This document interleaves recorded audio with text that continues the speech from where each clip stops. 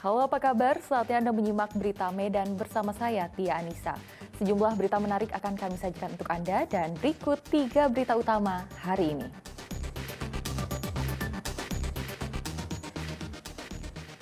Dua remaja di Kabupaten Serdang Bedagai menjadi korban penganiayaan oleh komplotan geng motor.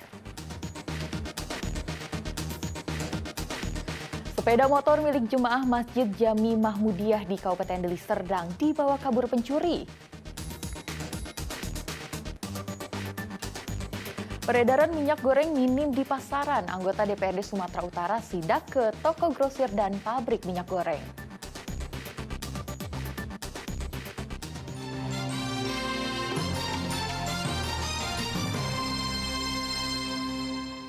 Kita ke informasi pertama.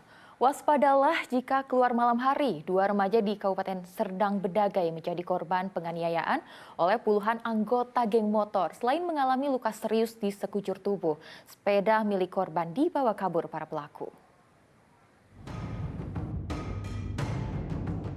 Usai pulang membeli makanan, dua remaja, Ajay Effendi dan Julfikar, menjadi korban penganiayaan oleh sedikitnya 30 orang anggota geng motor di Desa Bengkal, Kecamatan Perbaungan, Kabupaten Serdang Bedagai pada 1 Oktober lalu. Kedua korban sebelumnya pergi ke warung untuk membeli makanan.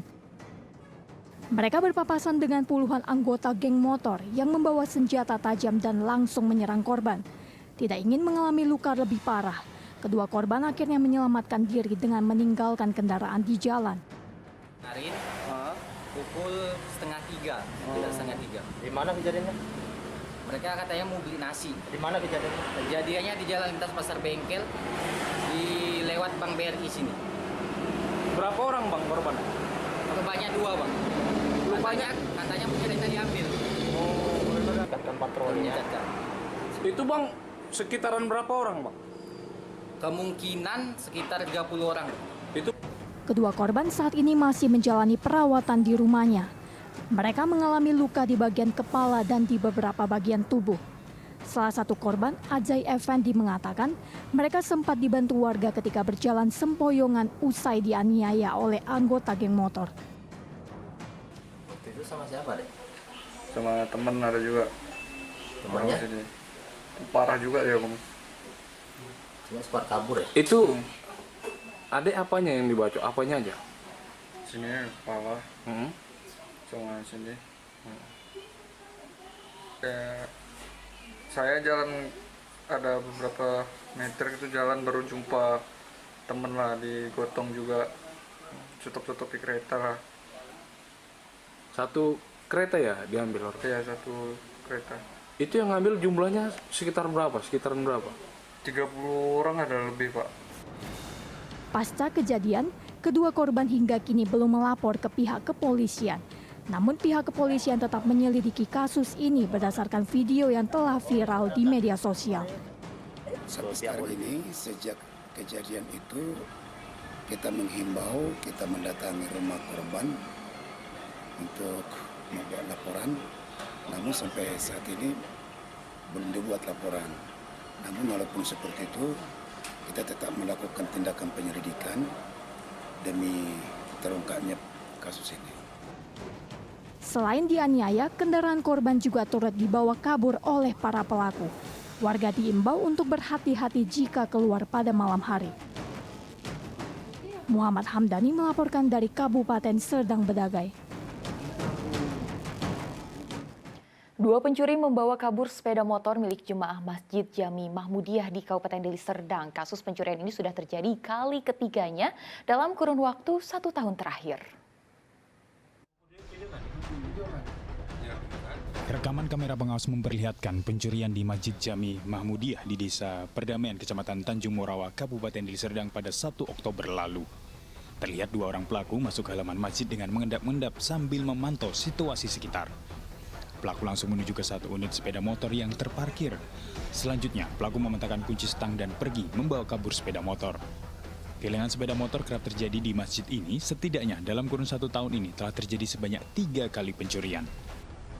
Kita sedang sholat subuh, ya kan? Keluar dari sholat, udah nggak ada kereta itu. Jadi mengetahui sepeda motor Bapak nggak ada lagi tuh melihat CCTV ya gitu ya Pak? Enggak. Jadi Ya saya sendiri udah keluar, tengok udah nggak ada, kan mau pulang. Tengok udah nggak ada lagi kereta. Terus nengok CCTV kita gitu. Korban telah membuat laporan ke pihak kepolisian dan berharap sepeda motornya dapat ditemukan. Muhammad Hamdani melaporkan dari Kabupaten Deli Serdang. Seorang wanita asal Kabupaten Langkat menjadi korban penculikan oleh sekelompok orang di Malaysia. Korban sempat dikurung dan disiksa oleh pelaku selama berada di negeri jiran tersebut.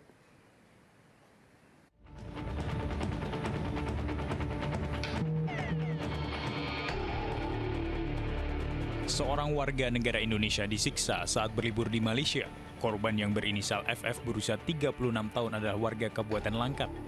Video penyiksaan ini dikirim pelaku kepada suami korban pada 8 September lalu. Terduga pelaku merupakan warga Malaysia telah ditangkap oleh polisi di Raja Malaysia di Pulau Pinang. Dalam rekaman video, korban dianiaya oleh para pelaku. Korban dikurung dan disiksa selama 10 hari di beberapa tempat di negara bagian Malaysia termasuk Pinang. Diculik dan disiksa oleh mafia di negara Malaysia. Nah, adapun kronologis peristiwanya adalah pada tanggal 6 September lalu, Ibu FF, istri dari klien kami berangkat ke Malaysia dengan tujuan melancong dan ada kegiatan just tip, jasa titip, biasa beli barang dari Malaysia, jual lagi ke Indonesia, ataupun sebaliknya. Nah, pada tanggal 7 September, suami dari Ibu FF sudah kehilangan kontak. Ibu FF sudah tidak bisa di telepon ataupun di WA. Nah, kemudian pada keesokan harinya suami Ibu FF dikirimi video penyiksaan yang dilakukan oleh pelaku kepada Ibu FF. Senin lalu, korban beserta tim kuasa hukumnya tiba di Bandara Kuala Namu, sementara para pelaku yang berjumlah 13 orang ini tengah menjalani proses hukum. Tuti Alawiyah Lubis melaporkan dari Kota Medan. Diduga sang ibu mengalami depresi. Seorang bayi perempuan berusia 1 bulan tewas di tangan ibu kandungnya di Kota Medan. Sang bayi ditemukan dalam kondisi tengkurap dan terendam dalam ember.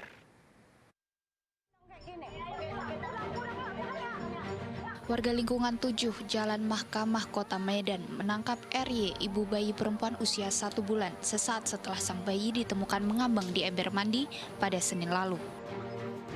Kematian bayi baru diketahui warga saat sang ayah pulang dan mendapati buah hatinya tak lagi bernyawa. Sang ibu sempat berteriak histeris dan mencoba melarikan diri, namun upayanya dihalangi warga sebelum diserahkan polisi. Pulang jam 1 itu, habis ngantar anak saya sekolah, pulang jam 1, dia masih nyusui. Terus saya ejek, kok nyusui anak? Dia diam ya nggak nyaut. Rupanya mungkin dia bersih-bersih di rumah.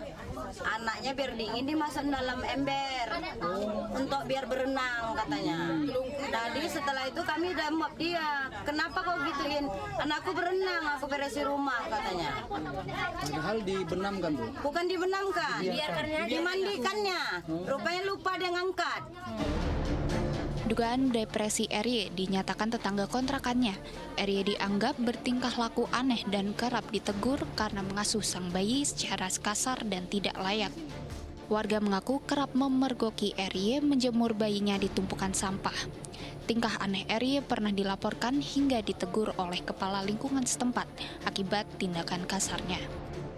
Saat ini polisi sedang menangani kasusnya terkait apakah memang ada tindak lanjut pidana atau tidak. Sebelumnya ada laporan dari warga nggak soal adanya kelainan jiwa seperti apa? Begini, sebelumnya ada dibilang ibu ini sering marah-marah sama anaknya. Tapi yang namanya kita nggak bisa juga mencampuri lebih jauh yang namanya ranah dia berkeluarga gitu. Jasad bayi kini dibawa ke Rumah Sakit Bayangkara untuk diotopsi. Sementara orang tua bayi dan sejumlah barang bukti berupa kain yang terendam bersama bayi serta ember mandi telah disita Polrestabes Medan. Tuti Alawiyah Lubis melaporkan dari Kota Medan.